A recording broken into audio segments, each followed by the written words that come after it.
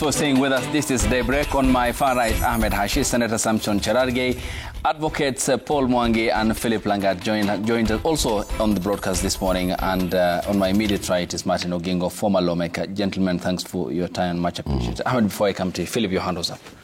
If you want, Ogingo, okay. Yeah, yes, Yusuf. Ayub. I was saying, and I know you've moved this conversation to the issue of fighting corruption and so forth. But just before we go there, I want to agree with Senator and, of course, Haji and my senior here that we also need to look at these policemen. We also need to look at their social welfare. I'll give you a very small example. Just recently, and you carried out that story, where a policeman's vehicle was touched by the border guys. And the question that begs this conversation is, to what extent are we looking at the welfare of the policemen? Because, as it were, and according to the facts of that case, is that the policeman shot a warning shot first. He shot one shot in the air, but the border guys were very aggressive. There are about 200 of them. They want to ban the police and the vehicle. So at that point, the police is left with no option except to shoot. All right, because the police, the National Police Service Act allows you actually as a policeman to shoot when your life is in danger. You are allowed to shoot. So we need to demarcate. As a last resort. As a last resort. Not willy-nilly. Not willy-nilly, of course. Mm-hmm. But that demarcation is not so clear. Because each and every other time, whenever there is a shooting, the police is always on the receiving end. The police is always being the one blamed. But we must also look at the circumstances within which these policemen are operating. Because sometimes their life is under threat and so forth and so on. Yeah.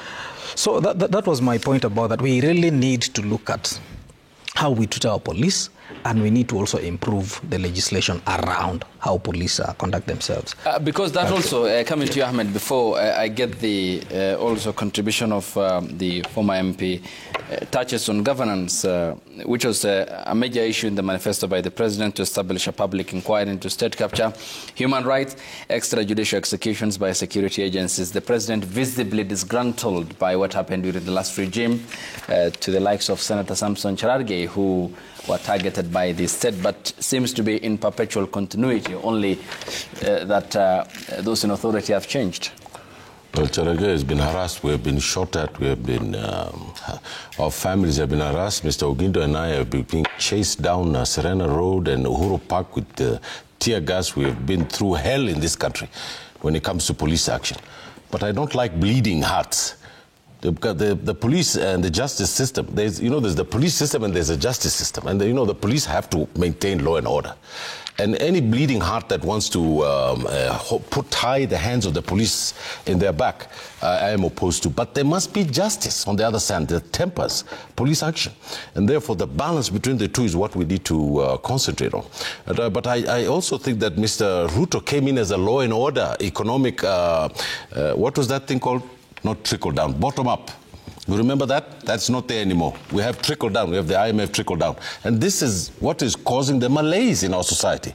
There are no jobs. Unemployment is at the highest level since independence in this country. The economy has shrunk by 1/4. And that's not me, it's the government statistics.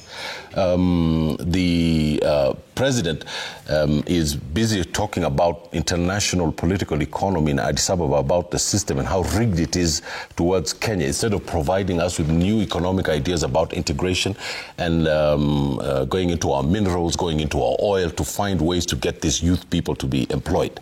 So I think that we just have an administration in this country, the broad-based government, that is completely out of touch with this society and where it's going. And I think the Kenyan public is not up at arms for nothing. And of course, they're going to be busy saying, oh, we're going to build these coalitions of tribes. They don't have any other political agenda. Their manifesto, the manifesto that they wrote? The singular one that I always tested with is Kenya Airways. Kenya Airways was, every time I saw the president speak about this country, he said he's going to fix that Kenya Airways. Lo and behold, he's going to Ethiopia, and the Prime Minister of Ethiopia has built a huge dam, and he's made it work. And guess what? He didn't take money from the IMF. He didn't take money from the World Bank.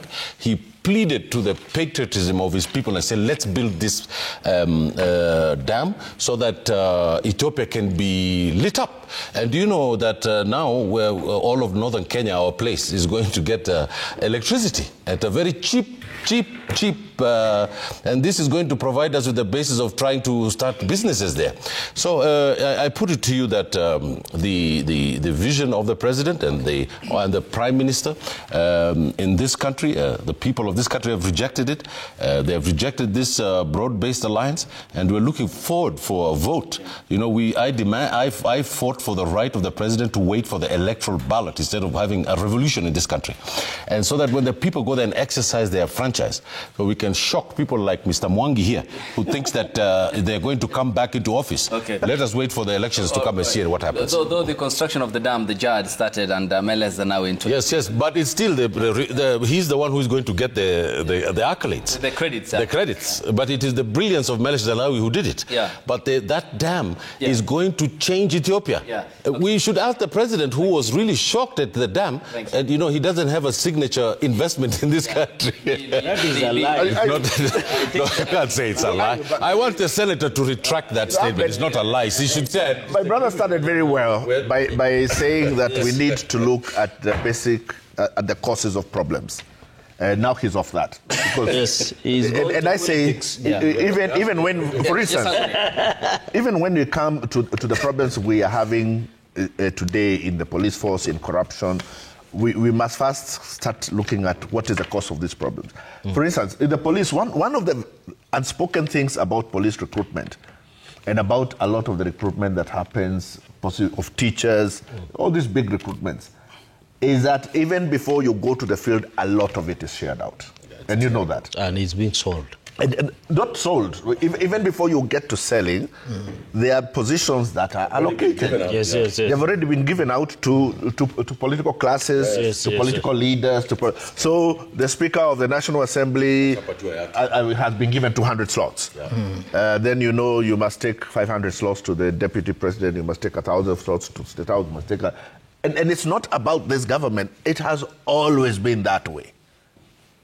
Until we come back and say that we have systemic problems and start looking, first forget about who is doing it now, whether it's the government in place, whether it was the last government.